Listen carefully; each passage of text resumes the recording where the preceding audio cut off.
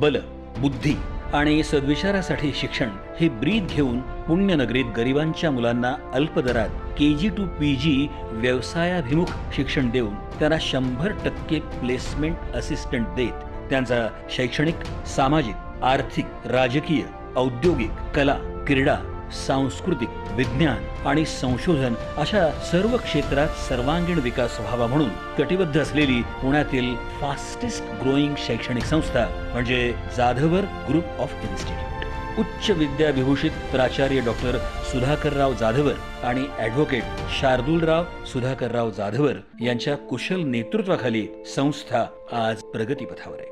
पूर्व प्राथमिक, प्राथमिक, माध्यमिक, कनिष्ठ विद्यालय, BA, BCom, MA, MCom, BBA, BCA, BCS, DSM, DMLT, DEd, BEd, MBA, PGDM, ANM, GNM, CBSE, इंग्रजी माध्यम तसेच मराठी माध्यम असे एकाच छताखाली विविध अभ्यासक्रम या संस्थेच्या विविध कॅम्पसमध्ये शिकवले जातात। यशवंतराव चव्हाण मुक्त विद्यापीठ आणि सावित्रीबाई फुले पुणे विद्यापीठ या दोन्ही विद्यापीठांचे सर्व एक्सटर्नल अभ्यासक्रमही इथे उपलब्ध आहेत। शिवाय बदलत्या काळाचा विचार करून संस्थेमध्ये ऍक्टिंग, डान्स, सिंगिंग, फोटोग्राफी आणि स्किल डेव्हलपमेंट हे कोर्सेस सुद्धा शिकवले जातात। तर योगा आणि मेडिटेशन सारखे वर्ग कॅम्पसमध्येच घेतले जातात। तसंच 9वी आणि 10वीच्या विद्यार्थ्यांना JEE आणि NEET यासारख्या परीक्षांची तयारी करता यावी म्हणून IIT मधून शिक्षण घेतलेल्या तज्ञ प्राध्यापकांकडून संस्थेत मोफत क्लासेस घेतले जातात। 2014 साली सुरू झालेल्या जाधवर ग्रुप ऑफ इन्स्टिट्यूट मध्ये आज 25,000हून अधिक विद्यार्थी शिक्षण घेतात, तर 1500 शिक्षक आणि शिक्षकेतर कर्मचारी काम करतात। संस्थेचा शैक्षणिक दर्जा टिकावा म्हणून शिक्षक भरती करताना त्यांच्या लेखी आणि तोंडी परीक्षा घेतल्या जातात।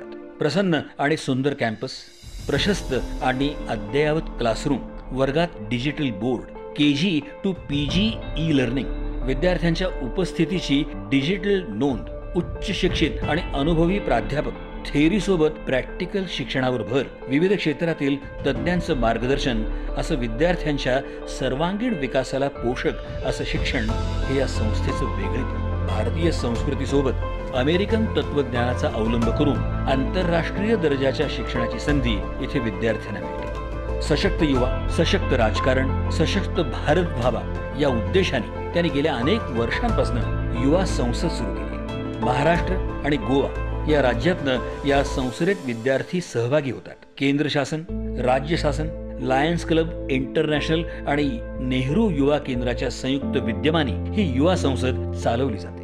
या कार्यक्रमात आजपर्यंत महाराष्ट्र आणि महाराष्ट्राबाहेरील मंत्री, मुख्यमंत्री अशा अनेक मान्यवरांना सन्मानित करण्यात आलं आहे। विद्यार्थ्यांच्या विकासासाठी महाविद्यालयात विशेष शौर्यासाठी शौर्य पुरस्कार, डॉक्टर सुधाकर जाधवर करंड जाधवर सायन्स फेअर, नशामुक्ती अभियान, मदिरा छोडो दूध पियो हा 31 डिसेंबरला उपक्रम, राज्यस्तरीय निबंध आणि वक्तृत्व स्पर्धा, जाधवर फेस्टिवल, कीर्तन महोत्सव, जाधवर स्पोर्ट्स फेस्टिवल, आदर्श माता पुरस्कार, भारतरत्न डॉक्टर बाबासाहेब आंबेडकर व्याख्यानमाला, आदर्श शिक्षक पुरस्कार हे उपक्रम राबवले जातात। जाधवर सायन्स फेअर मध्ये विद्यार्थ्यांना 10 लाख रुपयांपर्यंत संशोधनाला प्रोत्साहन आणि पेटंटसाठी आर्थिक सहाय्य केले जाते। कंवा आणि शिका योजनेअंतर्गत 50 विद्यार्थ्यांना संस्थेत नोकरीची संधी दिली जाते। आर्मी, पोलीस, पत्रकार, फायर ब्रिगेड, ॲम्ब्युलन्स चालक या क्षेत्रात काम करणाऱ्या पालकांच्या मुलांना या शैक्षणिक संस्थेत KG to PG पर्यंत शैक्षणिक शुल्कात 50% सवलत दिली जाते, तर मुलींसाठी 11वी ते PhD पर्यंत विशेष स्कॉलरशिप दिली जाते। आज कुठल्याही शैक्षणिक संस्थेचा दर्जा हा तेथील विद्यार्थ्यांना मिळणाऱ्या प्लेसमेंट आणि पॅकेजवर गणला जातो। Magic Bus, Just Dial, Ruby Hall, HDFC bank, Bajaj Allianz, Flipkart, Tata Capital, Tata AIG, Wipro, Sahyadri hospital अशा नामांकित कंपन्या दरवर्षी या संस्थेतील विद्यार्थ्यांना कॅम्पसमध्ये मुलाखती घेऊन नोकरीच्या संधी देतात। 100% विद्यार्थ्यांना इंटर्नशिपसाठी संस्थेमार्फत संधी देतात। लवकरच 1000 एकर क्षेत्रावर विद्यापीठ स्थापनेचा संस्थेचा मानस आहे। रिअल इस्टेट, बांधकाम, हॉटेल, सेवा, चित्रपट निर्मिती अशा विविध उद्योग क्षेत्रातही जाधवर ग्रुप अग्रेसर। पुणे या विद्येच्या माहेरघरात फास्टेस्ट ग्रोईंग असणारी ही शैक्षणिक संस्था लवकरच महाराष्ट्रातील फास्टेस्ट ग्रोईंग शैक्षणिक संस्था बनण्याच्या दिशेने वेगवान वाटचाल करत आहे. त्यांच्या या वाटचालीला हार्दिक हार्दिक शुभेच्छा.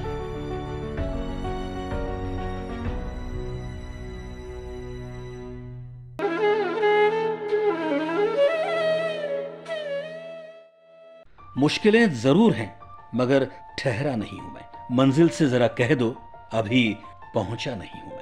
युवक हा केंद्रबिंदू मानून देशाची ध्येय धोरणं राबवली तर भारत महासत्ता राष्ट्र झाल्याशिवाय राहणार नाही असं मानणार आणि आपल्या शैक्षणिक संस्थेत शिकणाऱ्या विद्यार्थ्यांचा सर्वांगीण विकास होण्यासाठी कटिबद्ध असणारं व्यक्तिमत्व म्हणजे ॲडव्होकेट शार्दूलराव सुधाकरराव जाधव. धाराशिव जिल्ह्यातील वाशी तालुक्यातील वडजी या खेडेगावात ॲडव्होकेट शार्दूलराव सुधाकरराव जाधवर यांचे वडील प्राचार्य डॉक्टर सुधाकरराव उद्धवराव जाधवर यांचा जन्म झाला. घरच्या आर्थिक संकटांवर मात करत आपलं शिक्षण घेत असताना प्राचार्य डॉक्टर सुधाकरराव उद्धवराव जाधवर सरांनी समाजाप्रती असणारी बांधिलकी कधीही कमी होऊ दिली नाही. पुण्यात येऊन प्राध्यापकाची नोकरी करता करता त्यांनी अनेक शैक्षणिक संस्था उभ्या केल्या. उत्तम वक्ता, विद्यापीठात अधिष्ठाता, बांधकाम आणि हॉटेल व्यावसायिक, जाधवर ग्रुप ऑफ इन्स्टिट्यूटचे अध्यक्ष अशा एकाच वेळी अनेक पदांवर ते कार्यरत आहेत.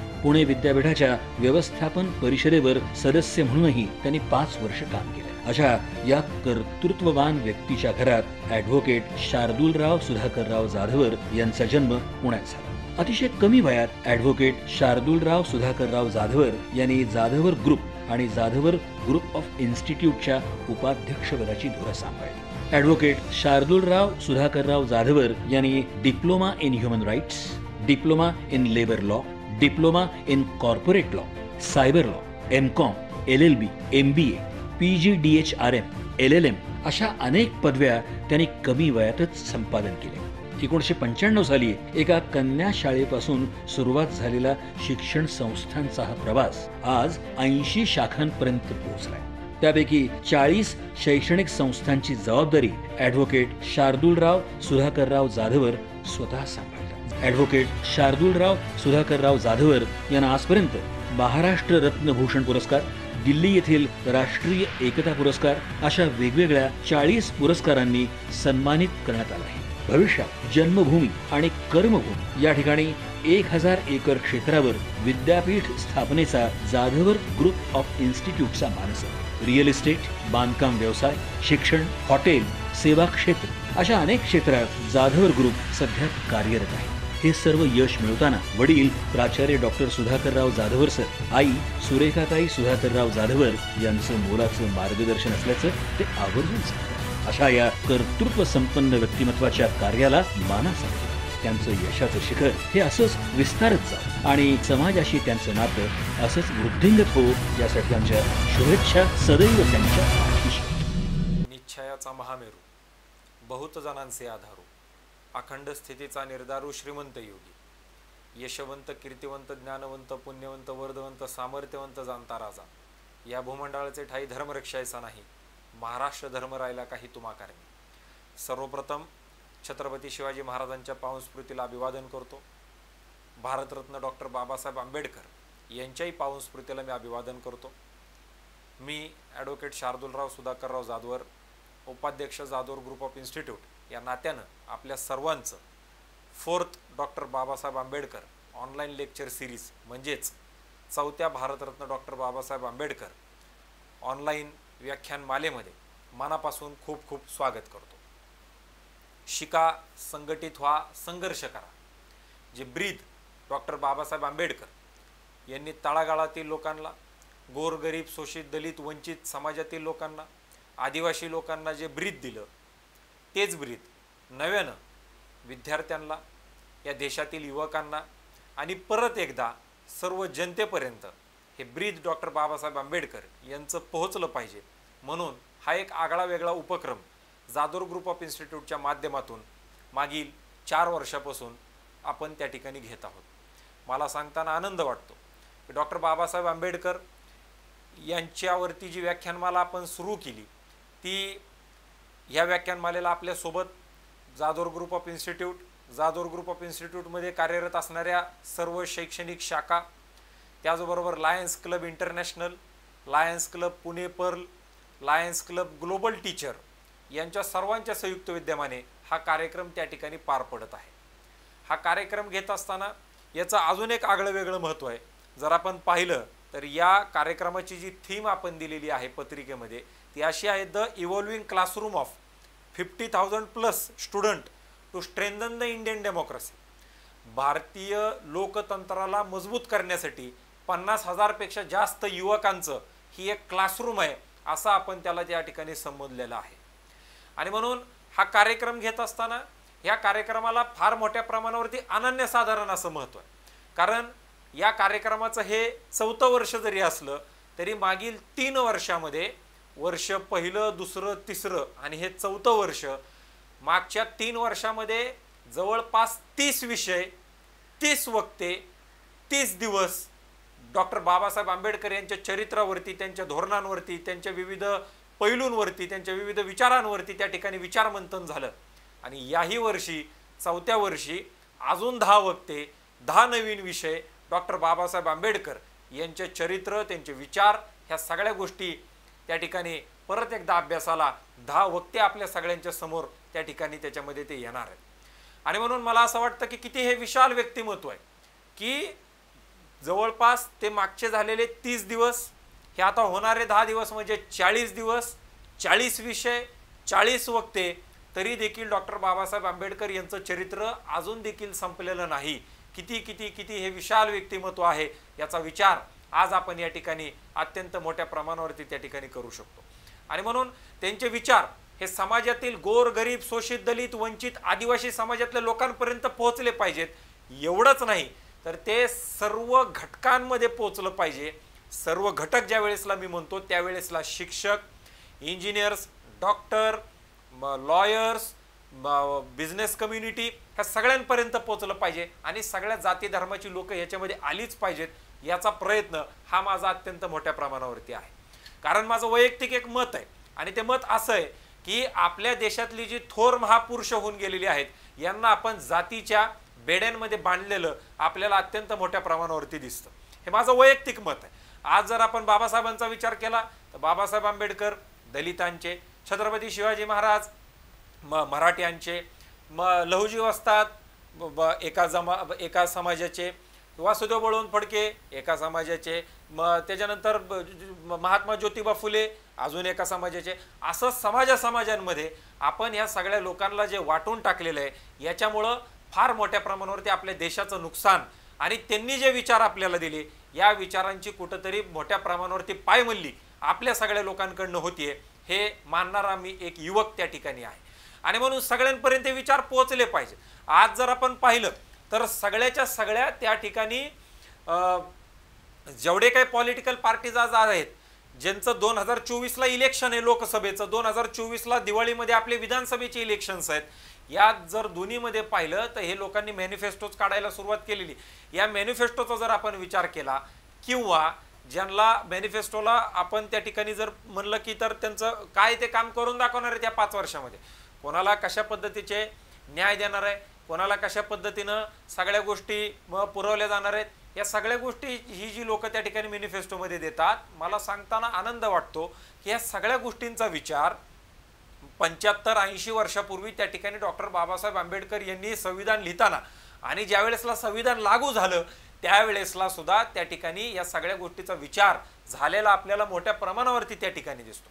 आज जर आपण विचार केला तर स्टार्टअप इंडिया, स्टँडअप इंडिया, नवीन युवकांना त्या ठिकाणी व्यवसायासाठी पुढे आणलं पाहिजे, हे सगळे विचार आत्ताचं सरकार आत्ता कुठंतरी करतंय किंवा त्याच्यामध्ये ह्या सगळ्या लोकांना पाठबळ देत आहे. परंतु ज्या लोकांना न्याय हक्क नव्हते, ज्या लोकांना शिवताशिवत त्या ठिकाणी अत्यंत मोठ्या प्रमाणावरती होती, ज्या लोकांना पाण्याचा त्या ठिकाणी अधिकार नव्हते, ज्या लोकांना मंदिरामध्ये जाण्याचे अधिकार नव्हते, ज्या लोकांना फार मोठ्या प्रमाणावरती ह्युमन राईटची पायमल्ली ज्या लोकांची फार मोठ्या प्रमाणावरती त्या ठिकाणी केलेली होती, या सगळ्या लोकांना आपापल्या पायावरती ही लोक उभा झाली पाहिजेत. आणि एवढंच नाही तर ही पायावरती उभी होऊन मोठी बिझनेसमन झाली पाहिजे, यांच्याकडे देखील पैसा आला पाहिजे, यांना चांगल्या दर्जाचं शिक्षण मिळालं पाहिजे.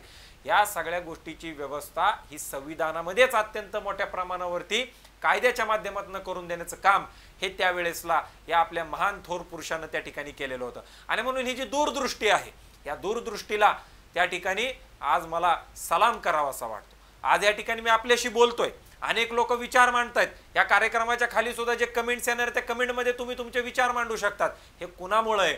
मला आज पाहिजे त्या देवाची मी पूजा करू शकतोय, मला पाहिजे ते लिहू शकतोय, पाहिजे ते बोलू शकतो, पाहिजे ते करू शकतो, पाहिजे त्या ठिकाणी जाऊ शकतोय.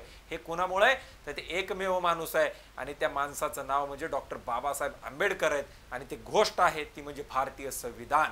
आणि म्हणून या सगळ्या गोष्टीचा कुठंतरी आज विसर आपल्याला मोठ्या प्रमाणावरती पडलेला दिसतो. आजचे जे युवक आहेत, म्हणजे एका शास्त्रज्ञाला विचारलं, एका इतिहासकाराला विचारलं की तुमच्या देशामध्ये तुम्हाला काय वाटतं भारत देशाबद्दल, कशा पद्धतीनं आहे, ह्याची प्रगती कशा पद्धतीनं होईल. त्यावेळेसला त्यांनी सांगितलं की तुमच्या देशाच्या युवकांच्या तोंडामध्ये कोणतं गाणं आहे मला सांगा, मी त्या देशाचा इतिहास काय होता, त्या देशाचं भविष्य काय हे मी तुम्हाला सांगतो. आज आमच्या युवकांच्या तोंडातलं जर गाणं आपण पाहिलं तर सरफरोशी की तमन्ना हमारे दिल में है, देखना है दम कितना बाजू है कातिलों में है, असे म्हणणारे भगत सिंग. जब से हमें पता चला है कि हम मरने वाले हैं, तब से हम हमारे सिरों पे कफन कातिलों को ढूंढ चले हैं, असे म्हणणारे चंद्रशेखर आझाद. असे युवक आणि अशी गाणी आमच्या युवकांच्या तोंडामध्ये होती. आज आमच्या युवकांच्या तोंडामध्ये कोणतं गाणं आहे? मैं तो सुपरमॅन सलमान का फॅन.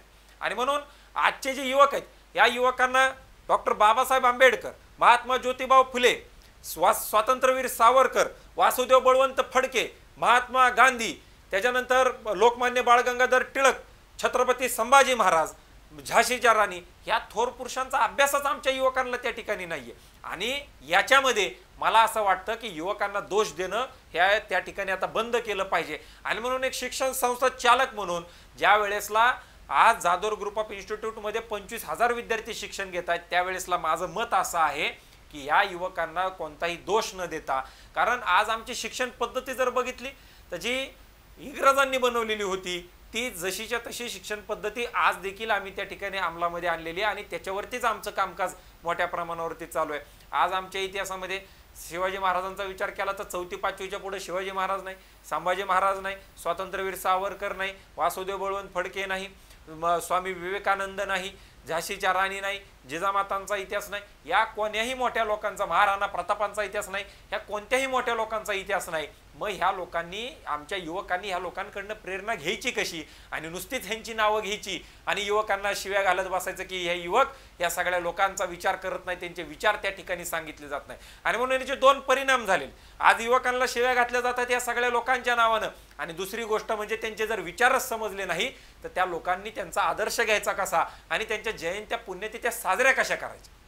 आज शिवाजी महाराजांची जयंती असू द्या, बाबासाहेब आंबेडकरांची जयंती असू द्या, आज ह्या त्यांच्या जयंतीला आजचे युवक हे दारू पिऊन, व्यसन करून, त्या ठिकाणी गाडींचे हॉर्न वाजवत, डीजेचा मोठमोठा आवाज करून त्या ठिकाणी हे मोठ्या प्रमाणावरती अराजकतेकडं हे जयंती त्या ठिकाणी मोठ्या प्रमाणावरती नेण्याचं काम केलेलं आहे. डीजे वाजवला नाही पाहिजे असं माझं म्हणणं नाही.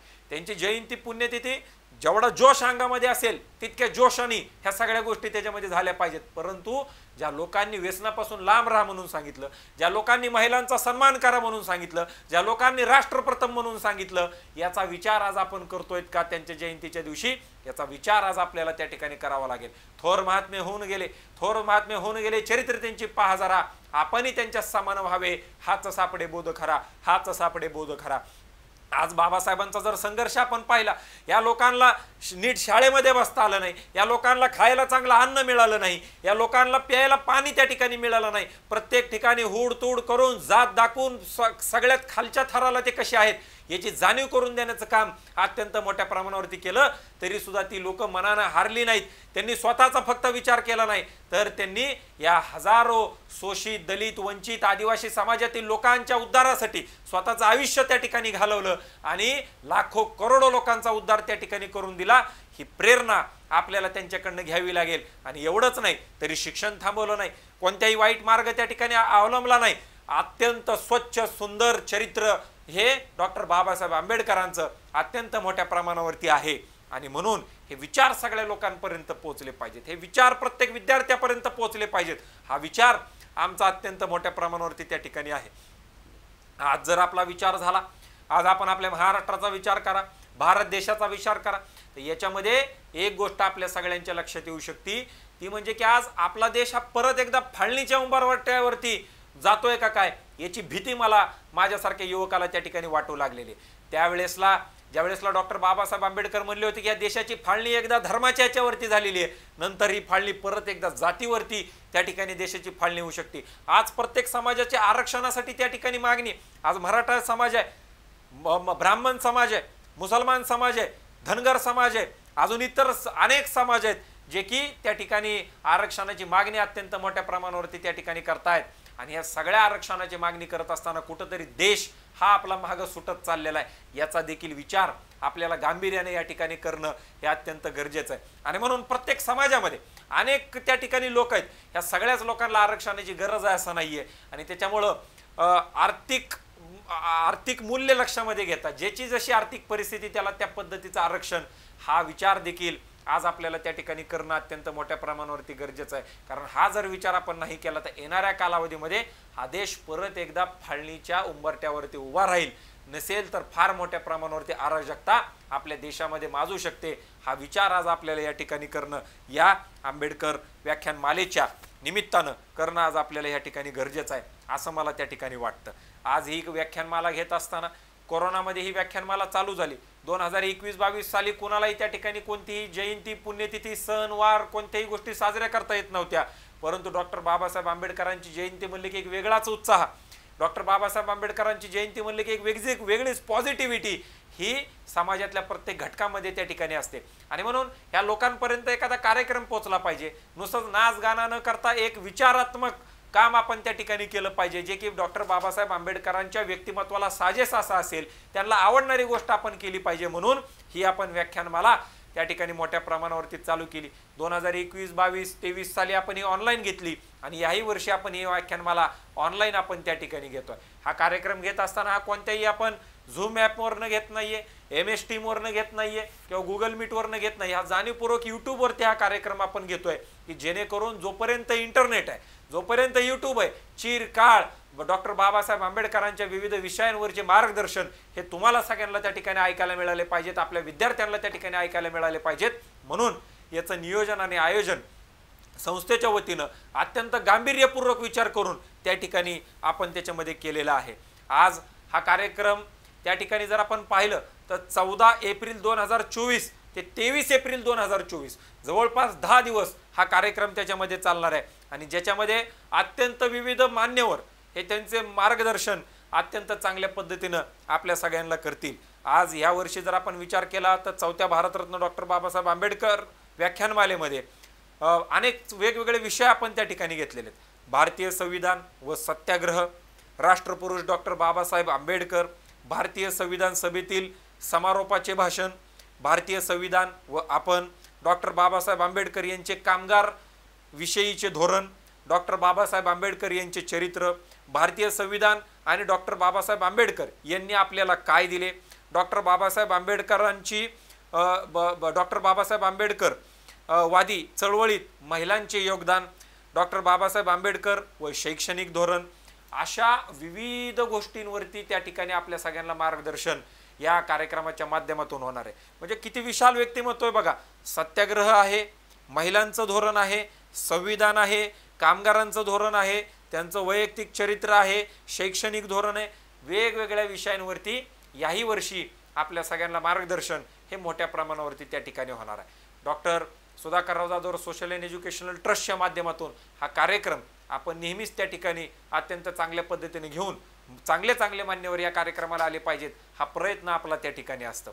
डॉक्टर जाधवर ग्रुप ऑफ इन्स्टिट्यूटच्या माध्यमातून मागील 25 वर्षापासून शैक्षणिक, सामाजिक, आर्थिक, औद्योगिक, कला, क्रीडा, राजकीय, विज्ञान या सगळ्या क्षेत्रातले कार्यक्रम आपण आपल्या विद्यार्थ्यांसाठी अत्यंत चांगल्या पद्धतीनं त्याच्यामध्ये घेत असतो. ही विद्यार्थ्यांसाठी मेजवानी, कोणत्या क्षेत्रामध्ये आपल्याला पुढे जायचं असेल आणि कोणत्या दर्जाचे विचार आपल्याला त्या ठिकाणी घ्यायचे असतील तर हे या संस्थेच्या विविध कार्यक्रमांच्या माध्यमातून ही सगळी लोक त्या ठिकाणी घेऊ शकतात. आणि म्हणून एक त्याचाच भाग म्हणून मागच्या 7 वर्षापूर्वी सशक्त युवा, सशक्त राजकारण आणि सशक्त भारत.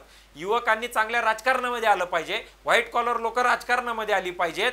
डॉक्टर असतील, इंजिनियर असतील, लॉयर असतील, टीचर असतील, ह्या सगळी लोक, फार्मासिस्ट असतील, ही सगळी लोक त्या ठिकाणी राजकारणामध्ये आली पाहिजे. ज्यावेळेसला त्यांचे नवीन विचार राजकारणाला मिळतील त्यावेळेसला नक्कीच हा देश सुजलाम सुफलाम झाल्याशिवाय राहणार नाही. आणि हा विचार आपण त्या ठिकाणी घेऊन की म्हणजे गरीबाच्याच पोटातून गरीब जन्माला यावा का, राणीच्याच पोटातून राणी जन्माला यावी का, राजाच्याच पोटातून राजा जन्माला यावा का, तर वाड्या वस्तीत तांड्यांवरच्या मुलांना देखील त्या ठिकाणी सरकारमध्ये वेगळं स्थान मिळालं पाहिजे. म्हणून त्यांच्या ट्रेनिंगसाठी, त्यांना चांगलं व्यासपीठ निर्माण करून देण्यासाठी युवा संसदेची प्लॅटफॉर्म आपण त्या ठिकाणी तयार केली की ज्याच्यामध्ये गल्लीपासून दिल्लीपर्यंत अनेक मान्यवर, मंत्री, मुख्यमंत्री, आमदार, खासदार, समाजातील विविध घटकांमध्ये काम करणारे अत्यंत महत्त्वाचे मान्यवर, या सगळ्या लोकांना आपण त्याच्यामध्ये बोलवलं. आणि त्याचाच एक एक्सटेंडेड व्हर्जन म्हणून, त्याचाच एक पुढचा भाग म्हणून 4थी भारतरत्न डॉक्टर बाबासाहेब आंबेडकर ऑनलाईन व्याख्यानमालेचा हा एक कार्यक्रम आपण त्या ठिकाणी घेतोय की ज्याच्यामध्ये लोकतंत्र बळकट कसा आपल्याला करता येईल, या देशाच्या विषयी या सगळ्या लोकांना एक आस्था कशा पद्धतीने चांगल्या पद्धतीची तयार होईल याचा विचार अत्यंत मोठ्या प्रमाणावरती आपण त्या ठिकाणी त्याच्यामध्ये तो केलेला आहे. आणि नक्कीच मला असं वाटतं की ज्या विचारानं ही व्याख्यानमाला चालू केलेली आहे ते अत्यंत स्पष्ट आहेत. शिका, संघटित व्हा, संघर्ष करा. आज देखील अनेक अशी लोक आहेत ज्यांच्यापर्यंत शिक्षण हे घेण्याची त्यांची ऐपत अत्यंत चांगल्या पद्धतीची नाहीये किंवा त्या लोकांना मार्गदर्शन करणारे लोक अत्यंत मोठ्या प्रमाणावरती कमी आहेत. आणि म्हणून ह्या सगळ्या लोकांनी डॉक्टर बाबासाहेब आंबेडकर यांच्याकडनं काहीतरी चांगली प्रेरणा घेतली पाहिजे आणि आयुष्यात कसं पुढे जाता येईल याचा प्रयत्न या सगळ्या लोकांना करता आला पाहिजे. म्हणून अशा पद्धतीच्या ऑनलाईन व्याख्यानमालेचं आयोजन आणि नियोजन हे आपण त्या ठिकाणी केलेलं आहे. आणि आज माझी एकच विनंती या ठिकाणी राहणार आहे की आपण सर्वांनी जेवढी काही या ठिकाणी भाषणं होतील, पहिल्या, दुसऱ्या, तिसऱ्या व्याख्यानमालेमधली देखील भाषण आपण ऐका, 4थ्यामधली तर आपण ऐकालच, परंतु 4हीचा अभ्यास अत्यंत चांगल्या पद्धतीने करा. आणि रोजच्या रोज जेवढे व्हिडिओज या ठिकाणी अपलोड होणार आहेत ते सगळेच्या सगळे व्हिडिओ आपण त्या ठिकाणी लाईक करा, शेअर करा, सबस्क्राईब करा. सगळ्या लोकांपर्यंत डॉक्टर बाबासाहेब आंबेडकर यांचे विचार त्या ठिकाणी पोहोचले पाहिजेत. आणि नुसतंच हा कार्यक्रम आपण कोणते क्लासरूममध्ये घेत नाही, हॉलमध्ये घेत नाही, 1000-2000 पोरांसमोर घेत नाही, तर हे लाखो करोडो लोकांपर्यंत पोहोचलं पाहिजे. भारताच्या बाहेर सुद्धा जी लोक आहेत त्यांच्यापर्यंत देखील हे विचार पोहोचले पाहिजेत आणि आपल्या मराठी भाषेमध्ये त्या ठिकाणी पोहोचले पाहिजेत.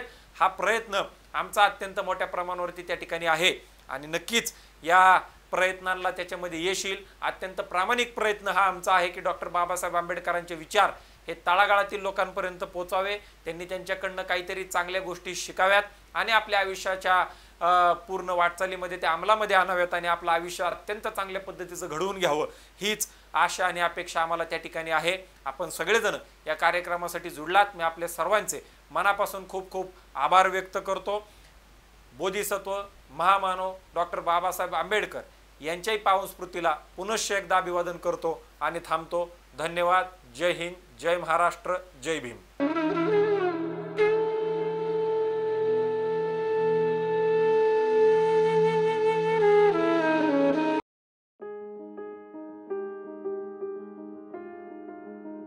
श्रीरंजन आवटे, प्राध्यापक, कवी, लेखक, अभ्यासू, व्याख्याते आणि सामाजिक राजकीय विषयांचे विश्लेषक म्हणून श्रीरंजन आवटे यांची ओळख आता संपूर्ण महाराष्ट्राला झाली आहे.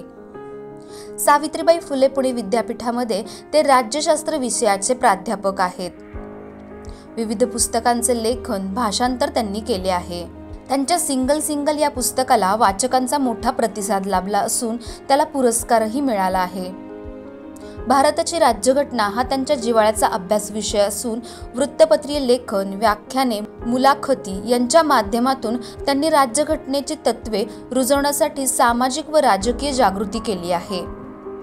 संविधान भानसारख्या वृत्तपत्रीय स्तंभांमधून ते राज्यघटनेविषयी प्रगल्भ आणि संविधानाचे महत्त्व अधोरेखित करणारे लेखन करीत आहेत. राजकीय सामाजिक विषयांचे जाणकार असणाऱ्या श्रीरंजन आवटे यांना विविध संस्थांकडून सन्मानित करण्यात आले आहे. विविध वृत्तपत्रे, टीव्ही चॅनल्सवरून ते आपली भूमिका व अभ्यासपूर्ण विश्लेषण मांडत असतात. उथळ समाज माध्यमांच्या वरपांगी संदेशांमधून खरे सामाजिक भान छोट्या मोठ्या पडद्यांच्या मागे लपत चालले आहे. अशा वेळी अभ्यासपूर्ण आणि संवेदनशीलता जपून समाज मनाची मशागत करणारे श्रीरंजन आवटे हे आजच्या काळातील एक आश्वासत करणारे बहुआयामी व्यक्तित्व आहे असे म्हटले तर वावगे ठरणार नाही. त्यांच्या कार्याचा जाधवर ग्रुप ऑफ इन्स्टिट्यूटला अभिमान वाटतो. त्यांच्या पुढील वाटचालीसाठी इन्स्टिट्यूटच्या वतीने अनेक शुभेच्छा.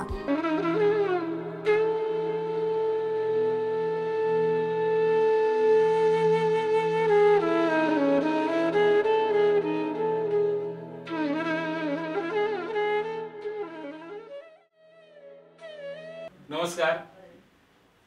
बाबासाहेब आंबेडकरांच्या जयंतीच्या निमित्तानं या व्याख्यानमालेमध्ये सहभागी होताना मला मनापासून आनंद वाटतोय. बाबासाहेब आंबेडकरांच्या विचारांवरती गेले काही दिवस ऑनलाईन विचार व्यक्त केले जात आहेत आणि या सगळ्या विचार प्रक्रियेमध्ये आपण सारेजण सामील होत आहात याचा मला खरोखरच मनापासून आनंद वाटतो.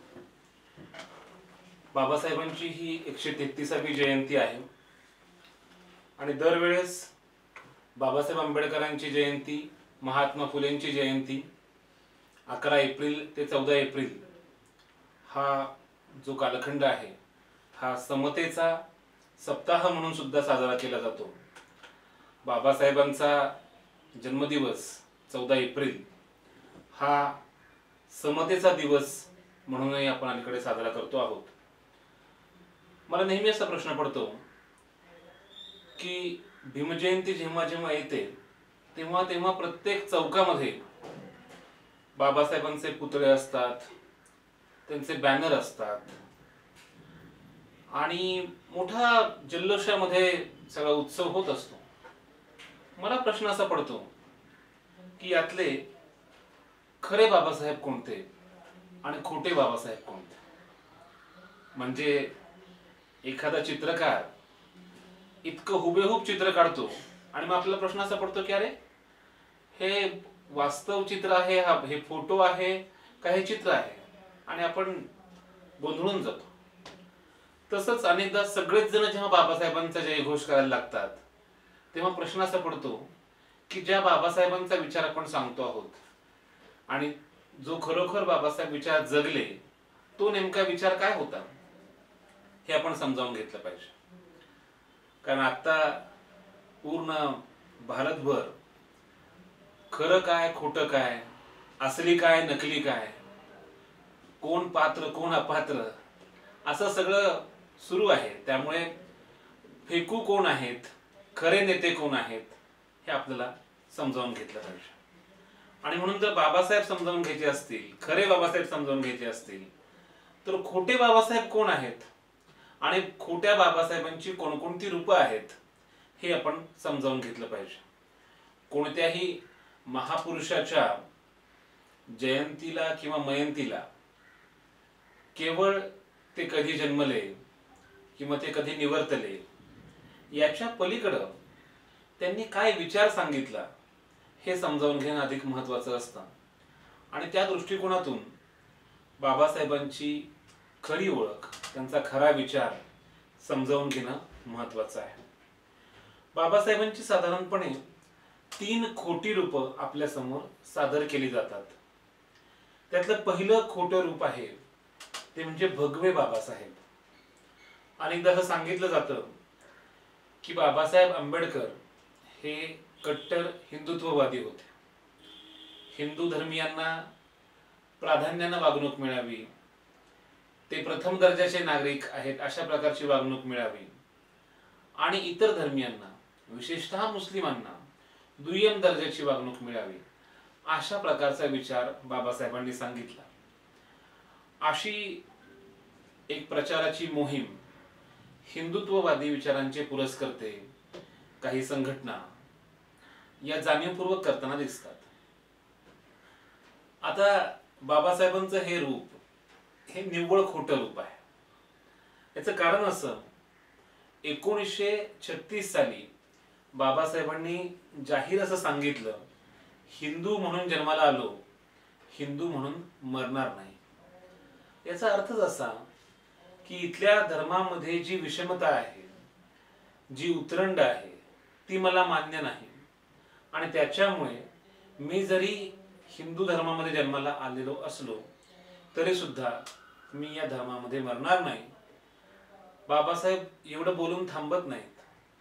तब्बल 20 वर्षांनी 1956 साली बाबासाहेबांनी हिंदू धर्माचा त्याग केला. आणि एवढंच नव्हे तर त्यांनी बौद्ध धर्मामध्ये धर्मांतर सुद्धा केलं.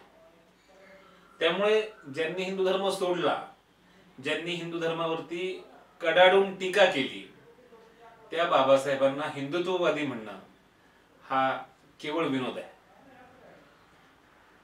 त्यासोबतच आणखीन एक प्रचार मोहीम अशी असते की थॉट्स ऑन पाकिस्तान या पुस्तकामध्ये बाबासाहेबांनी काही केलेली विधानं की त्यातली थोडीशी संदर्भ तोडून सादर करायची आणि बाबासाहेब पहा धर्माविषयी काय बोलतायत, ते कसे मुस्लिम विरोधी आहेत, अशा प्रकारची हाकाटी पिटायची.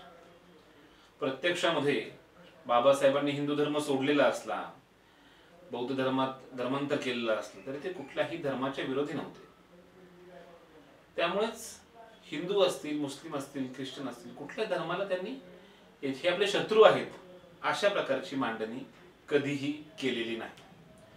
बाबासाहेब आंबेडकरांनी आपल्या सबंध आयुष्यामध्ये धर्माचा अतिशय मनापासून अभ्यास केला, सखोल अभ्यास केला. आणि तो अभ्यास केल्यानंतर त्यांच्या असं लक्षात आलं की आपल्याला इथली जर जातव्यवस्था संपुष्टात आणायची असेल तर आपल्याला हा धर्म सोडावा लागेल.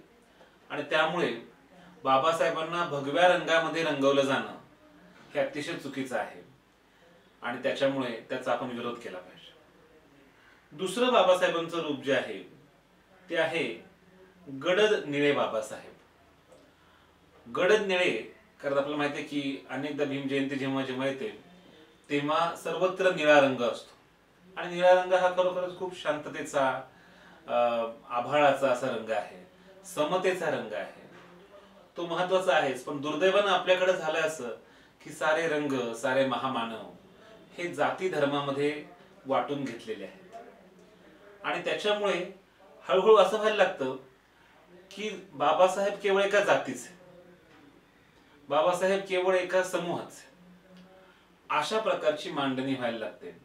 आणि त्याच्यामुळे जर त्या जातीच्या पलीकडचं कोणी बाबासाहेबांविषयी बोलायला लागलं तर तुम्ही का बोलताय आमच्या बाबासाहेबांविषयी, असं सुद्धा म्हटलं जातं. आणि त्याच्या उलट जे त्या जातीतले नाहीत ते सुद्धा एक प्रकारे बाबासाहेबांकडं जणू काही नकारात्मक पद्धतीनं किंवा ते काहीतरी शत्रू आहेत अशा प्रकारे पाहत असतात. त्यामुळे बाबासाहेबांना एका जातीमध्ये, एका समूहामध्ये बंदिस्त करणं हे अतिशय चुकीचं आहे. त्यामुळे हे गडद निळे बाबासाहेब जे आहेत ते सुद्धा खोटे बाबासाहेब आहेत. एका जातीपुरतं बाबासाहेबांचं काम नव्हतं. अनेकदा भारतीय संविधान जणू त्यांनी एका जातीकरता लिहिलं. भारतीय संविधान म्हणजे आरक्षण आणि आरक्षण ते केवळ SC ST करता, अनुसूचित जाती, अनुसूचित जनजाती यांच्याकरताच लिहिलं.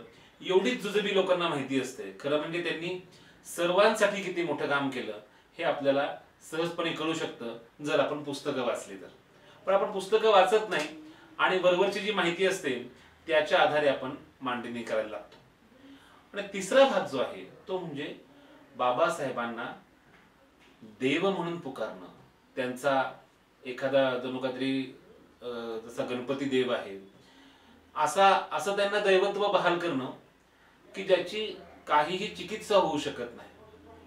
तर बाबासाहेबांना स्वतःला हे अतिशय अमान्य होतं. कारण बाबासाहेब असं म्हणायचे की विभूती पूजा हा भारतीय समाजाला जडलेला रोग आहे आणि त्यामुळे व्यक्तिपूजेचं स्तोम जर माजवलं किंवा व्यक्तीला ती देव आहे असं जर मानलं, तिच्याकडे काहीतरी अनैसर्गिक दैवी अशा प्रकारच्या शक्ती आहेत असं जर मानलं तर आपण त्याला माणूसच समजत नाही.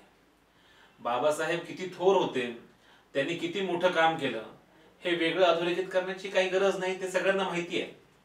मुद्दा असा की जेव्हा आपण त्यांना देव म्हणतो तेव्हा देवाची मग केवळ भक्ती होते.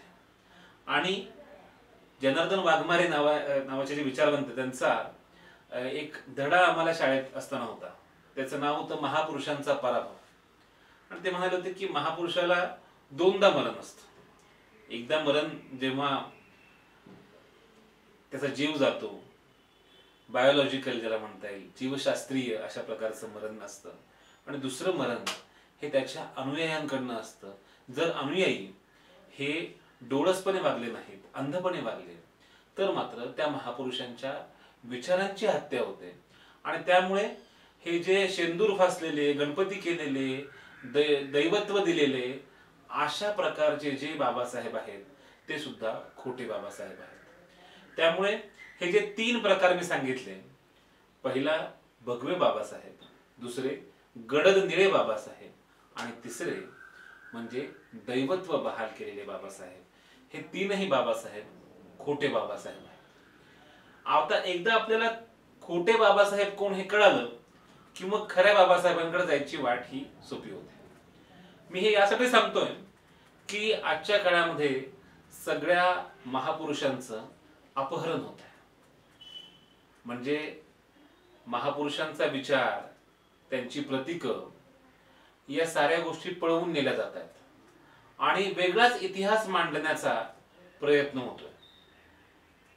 नवीन माहिती, जाणीवपूर्वक धर्माधर्मामध्ये, जाती जातीमध्ये भेद निर्माण होईल अशा प्रकारची काही खुसपट काढून प्रयत्न केला जातोय की समाजामध्ये दुही कशी माजेल.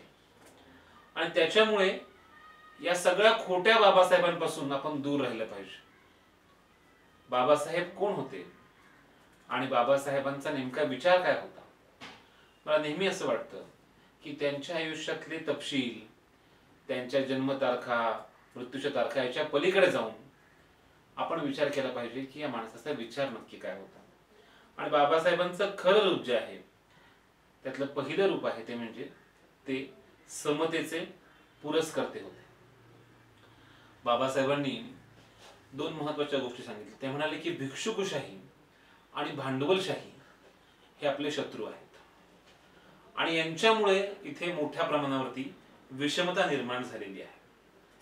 भिक्षुकशाहीला संदर्भ अर्थातच जात व्यवस्थेचा आहे. जात व्यवस्थेमधून ही भिक्षुकशाही किंवा ही उतरंड निर्माण झाली आणि त्यातून सर्वसामान्य माणसाचं शोषण झालं. जे वंचित होते, परिघावरचे होते, शूद्र होते, त्या सगळ्यांचं शोषण झालं हे बाबासाहेब आवर्जून सांगतात.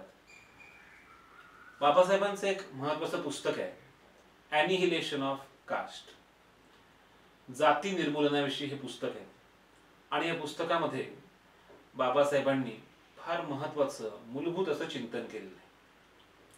खरं म्हणजे बाबासाहेबांचं हे पुस्तक म्हणजे भाषण आहे. जात पात तोडक मंडळ या मंडळानं बाबासाहेबांना व्याख्यानाकरता बोलवलं होतं आणि तिथल्या आयोजकांनी बाबासाहेबांना त्यांच्या भाषणाची स्क्रिप्ट मागितली. पण तुम्ही काय नेमकं बोलणार आहात त्याचा आम्हाला मसुदा पाठवा असं ते म्हणाले. त्यानुसार बाबासाहेबांनी ती स्क्रिप्ट पाठवली आणि ती स्क्रिप्ट पाठवल्यानंतर मात्र आयोजकांनी त्यांचं भाषण रद्द केलं. तो जो मसुदा आहे तो मसुदा म्हणजे हे ॲनिहिलेशन ऑफ कास्ट नावाचं पुस्तक. या पुस्तकामध्ये बाबासाहेब काय म्हणतात?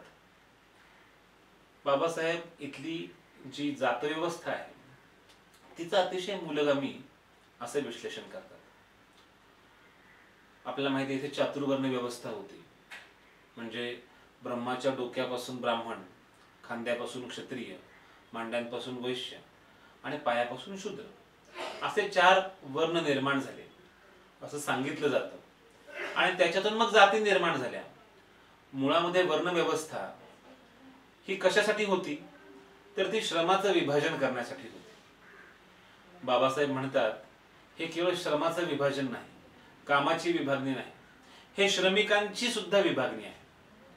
It is not just division of labour but it is division of labourers as well. ते श्रमिकांचं सुद्धा विभाजन आहे असं बाबासाहेब म्हणतात. आणि मग हे समजावून सांगताना बाबासाहेबांनी एक उदाहरण दिलंय. म्हणजे एक प्रतिकात्मक त्यांनी ही सगळी रचना जी आहे ती समजावून सांगितली. ते असं म्हणतात, अशी कल्पना करा की एक 4 मजली इमारत आहे आणि या 4 मजली इमारतीमध्ये सगळ्यात वरच्या मजल्यावरती ब्राह्मण आहेत, तिसऱ्या मजल्यावरती क्षत्रिय आहेत, दुसऱ्या मजल्यावरती वैश्य आहेत आणि सगळ्यात खाली शूद्र आहेत. पण त्यात गंमत अशी आहे की या 4 मजली इमारतीला जिनाच नाहीये, त्याला लिफ्टच नाहीये. म्हणजे जो सगळ्यात खालच्या मजल्यावरती आहे तो वरती जाऊ शकत नाही, वरच्या मजल्यावर जाऊ शकत नाही, आणि जो सगळ्यात वरच्या मजल्यावरती आहे तो खाली येऊ शकत नाही. त्यामुळे एक प्रकारची ही बंदिस्त अशी अवस्था आहे. कुठलीही प्रगतीची शक्यता या व्यवस्थेमध्ये नाही. आणि म्हणून जात व्यवस्था ही अतिशय शोषणकारी अशी व्यवस्था आहे. बाबासाहेब असं म्हणतात, जात ही देशद्रोही आहे. आज चर्चा सुरू असते, कोण देशद्रोही आहे, कोण देशद्रोही नाही. बाबासाहेबांच्या मते देशद्रोही कोण आहे, तर ही जात व्यवस्था देशद्रोही आहे. आणि ही जात व्यवस्था कुठे असते? त्यांच्या मते ती केवळ भौतिक जगात नसते, तर ती तुमच्या मनात असते. आणि त्याच्यामुळे आपल्या मनामनातून ही जात कशी जाईल याच्यासाठीचे उपाय बाबासाहेब या पुस्तकामध्ये सांगतात. जाती व्यवस्थेविषयी जसं ते बोलतात तसं मी म्हटलं, भांडवलशाही हा शत्रू सांगताना ते वर्ग व्यवस्थेविषयी भाष्य करतात.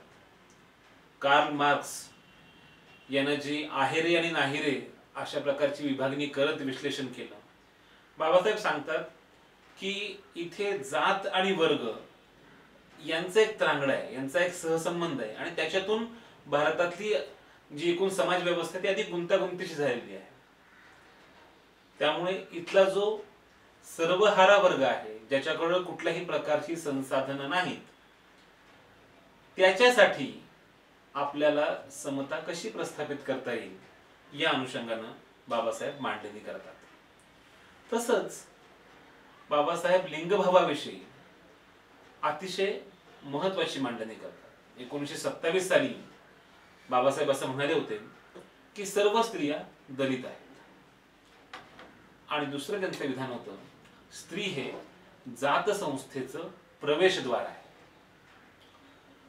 त्यामुळे इथली जात संस्था, इथली पितृव्यवस्था ही टिकवण्यामध्ये आणि टिकण्यासाठी स्त्रीचा कसा वापर होतो, स्त्रीचं कसं शोषण होतं, हे बाबासाहेब समजावून सांगतात.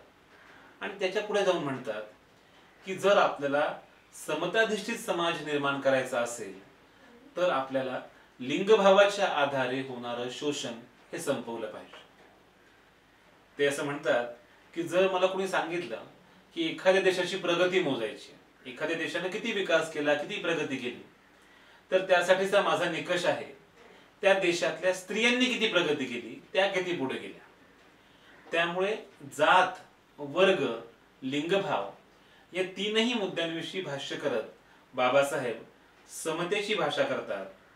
आणि ही समतेची भाषा करत असताना ते सांगतात की आपल्याला मनुस्मृतीच्या वाटेनं जायचं नाही.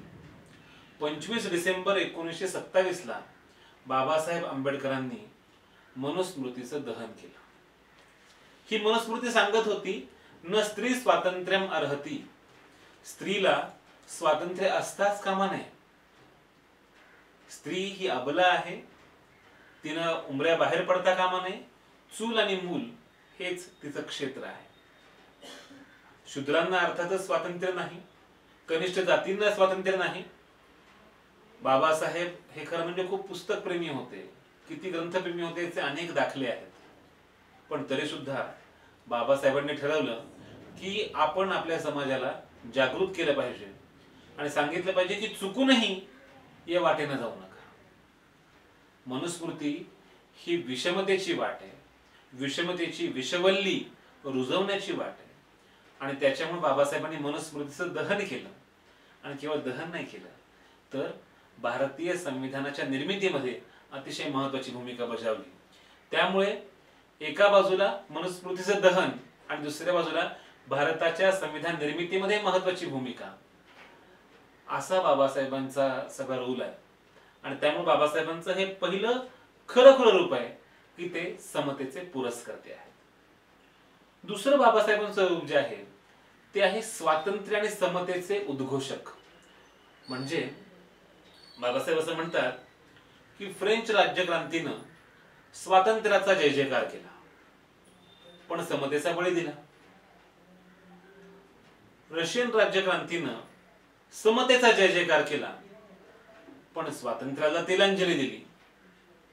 स्वतंत्र भारतामध्ये सगळ्यात मोठं आव्हान जर कुठलं असेल तर ते स्वातंत्र्य आणि समता यांचं सहअस्तित्व.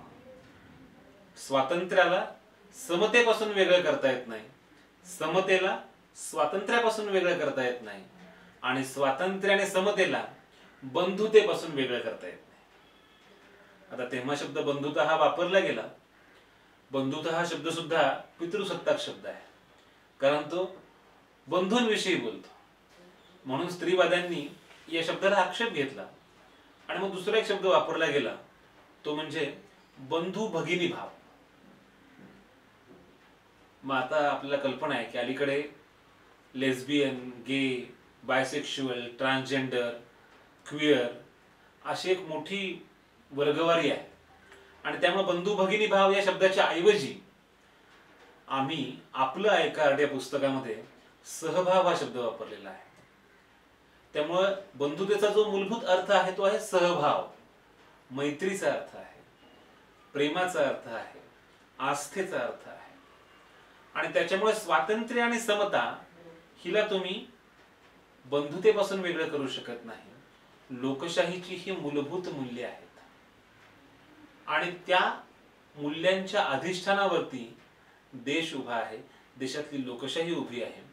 त्यामुळे बाबासाहेब स्वातंत्र्य, समता, बंधुता ही मूल्यत्रयी महत्वाची आहे हे सांगतात. आणि हे सांगत असताना बाबासाहेब असं म्हणतात, ही मूल्य मी काही फ्रेंच राज्यक्रांतीतून घेतलेली नाहीत. फ्रेंच राज्यक्रांतीमध्ये स्वातंत्र्य, समता आणि बंधुता ही मूल्य अतिशय महत्वाची मानली गेली. पण बाबासाहेब म्हणतात, मी ही मूल्य भारताच्या परंपरेतून घेतली. मेत्ता, मैत्री हे बुद्धाच्या तत्वज्ञानामध्ये त्यांना सापडतं. बाबासाहेब बुद्धाच्या वाटेनं जातात. बाबासाहेब महात्मा फुलेंना आपले गुरु मानतात. कबीराचे दोहे सांगत समतेच्या वाटेनं कसं जायचं याची वाट ते प्रशस्त करतात.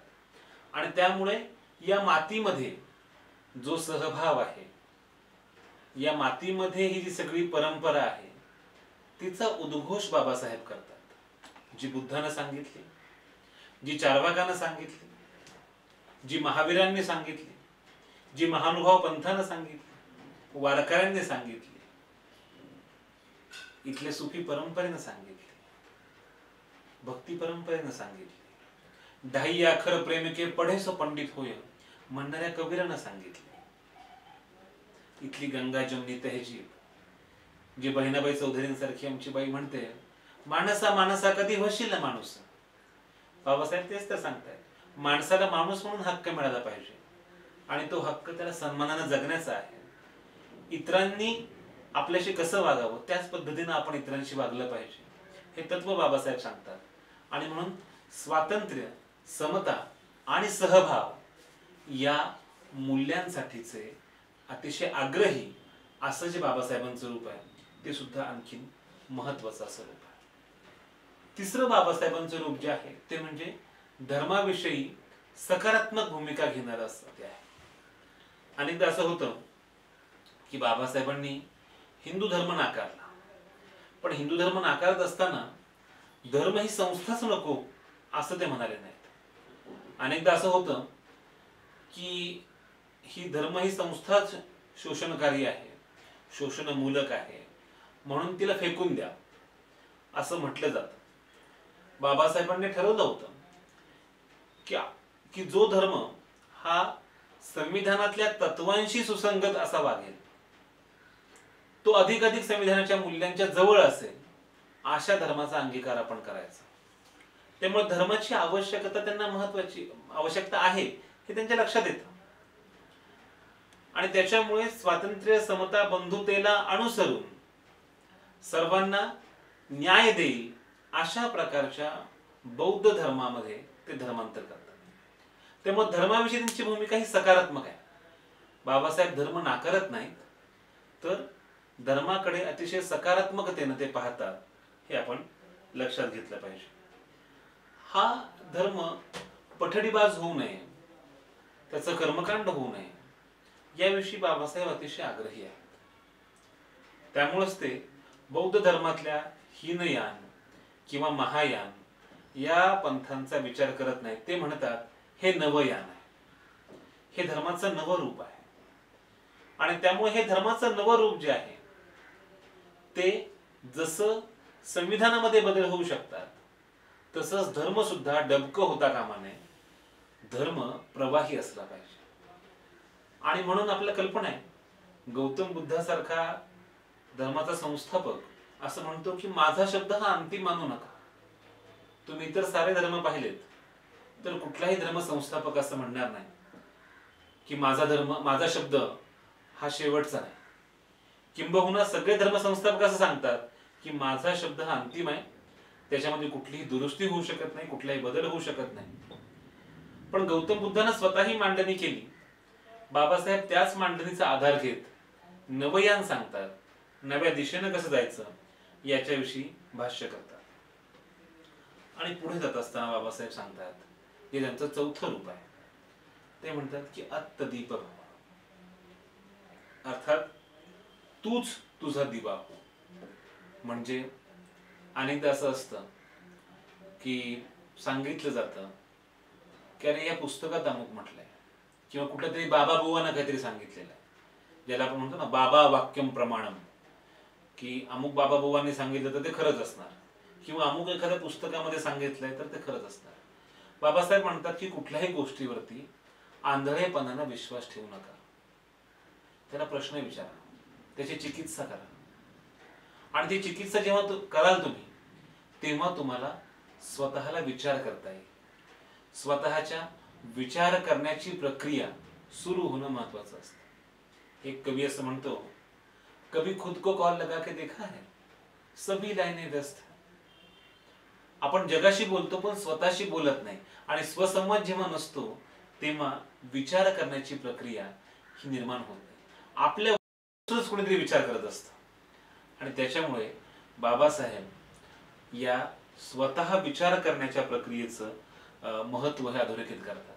आणि तो विचार करताना प्रज्ञा, शील, करुणा यांचं महत्व अधोरेखित करतात. म्हणजे जसं स्वातंत्र्य, समता, बंधुता ही मूल्यत्रयी त्यांना महत्वाची वाटते, तसंच प्रज्ञा, शील आणि करुणा हे सुद्धा त्यांना तितकंच महत्वाचं वाटतं. किंबहुना हे दोन्ही एकमेकांपासून वेगळे नाही, त्या दोघांमधला परस्पर संबंध सुद्धा ते सांगतात.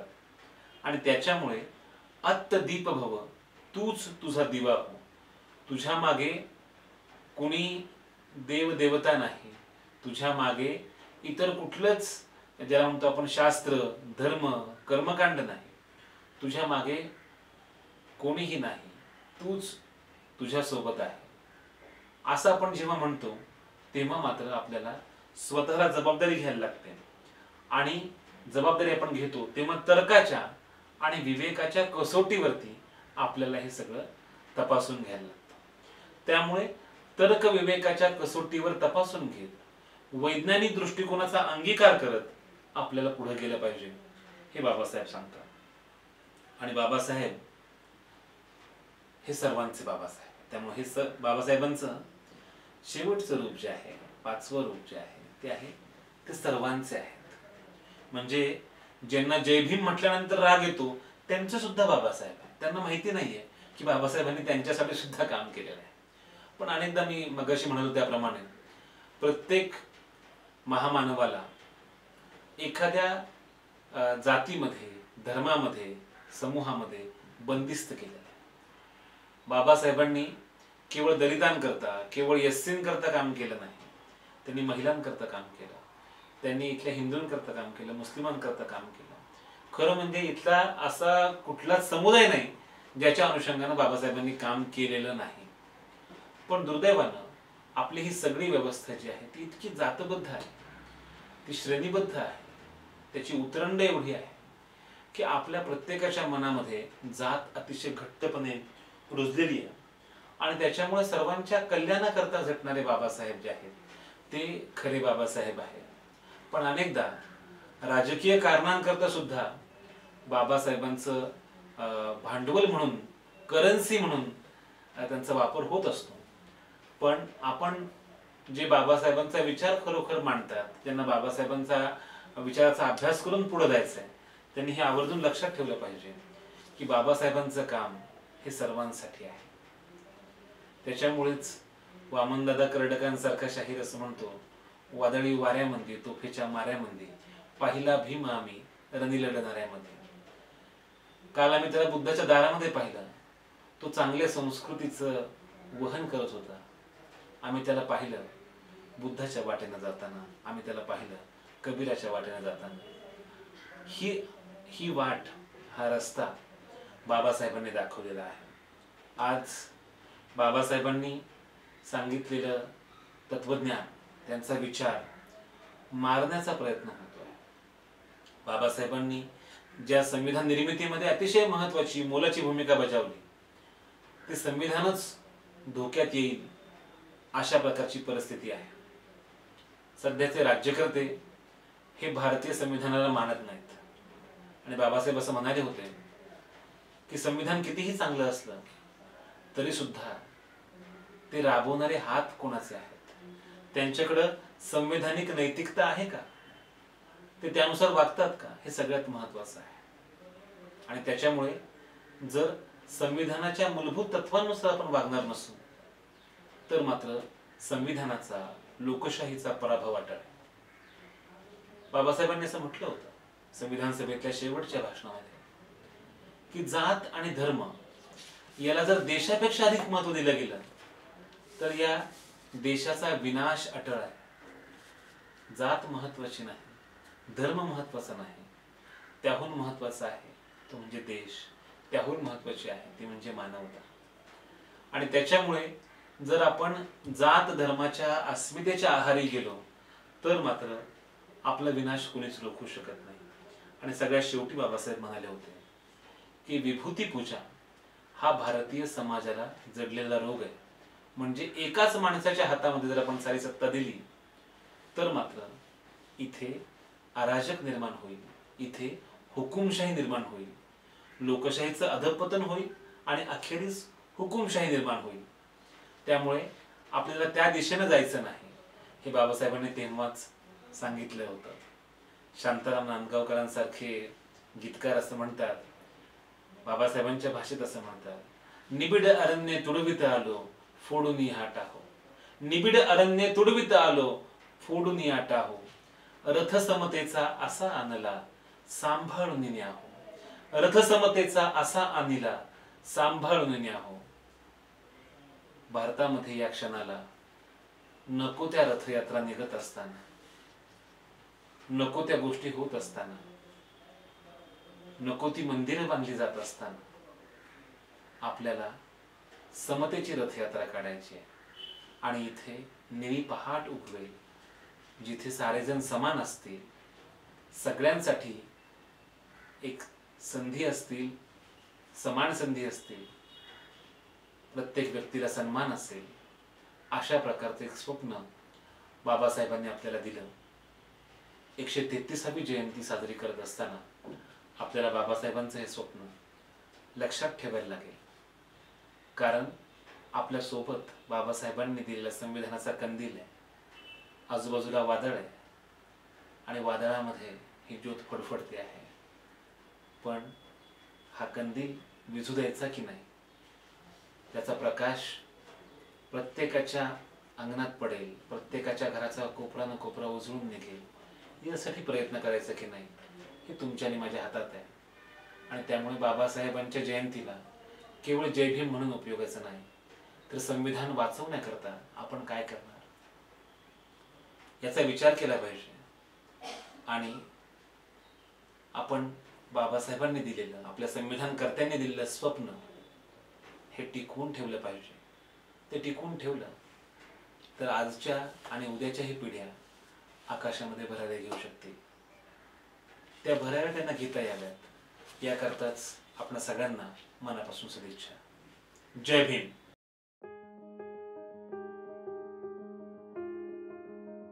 जब लेकिन ऐसे नौजवान लड़के और लड़कियां राजनीति के अंदर आएंगे तो देश के अच्छे दिन आने वाले हैं, ये आप समझ लीजिए. युवा शक्तीला योग्य गती आणि दिशा देऊन समाजकारण राजकारणामध्ये अधिष्ठान निर्माण करण्याकरता आणि सशक्त युवा, सशक्त राजकारण, सशक्त भारत व्हावा या उद्देशानं जाधवर ग्रुप ऑफ इन्स्टिट्यूटनं 2016 पासून युवा संसद सुरू केली आहे.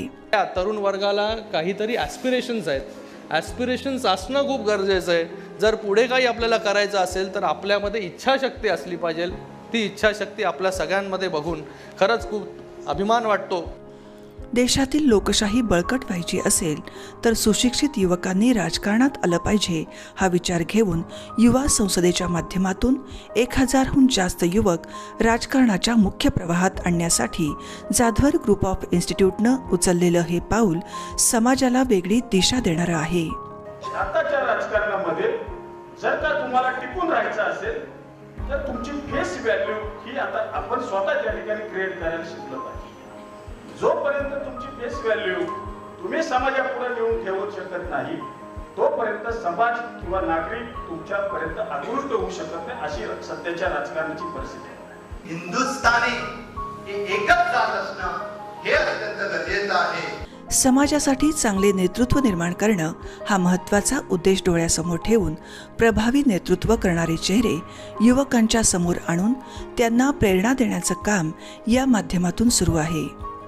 तुमच्या पाठीशी किती जण आहेत हे मोजण्यापेक्षा तुम्ही किती जणांच्या पाठीशी उभे आहात हे युवकांना कळावं हा विचार युवकांच्या मनात प्रभावीपणे रुजवण्याचं काम या संसदेत विचारांचं मंथन करून केलं जातं.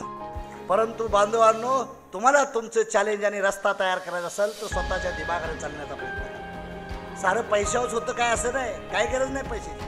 फक्त डेडिकेशन, डेवोशन आणि डिटर्मिनेशन पाहिजे. त्याग करायची, कष्ट करण्याची कुवत पाहिजे. आणि मलाच पाहिजे म्हणायची गरज नाही. मलाच पाहिजे, मलाच चेअर पाहिजे बिलकुल नाही. जनतेनं म्हणलं पाहिजे की तुम्ही बसावं. महाराष्ट्र, गोवा राज्यातून या संसदेत विद्यार्थी सहभागी होतात.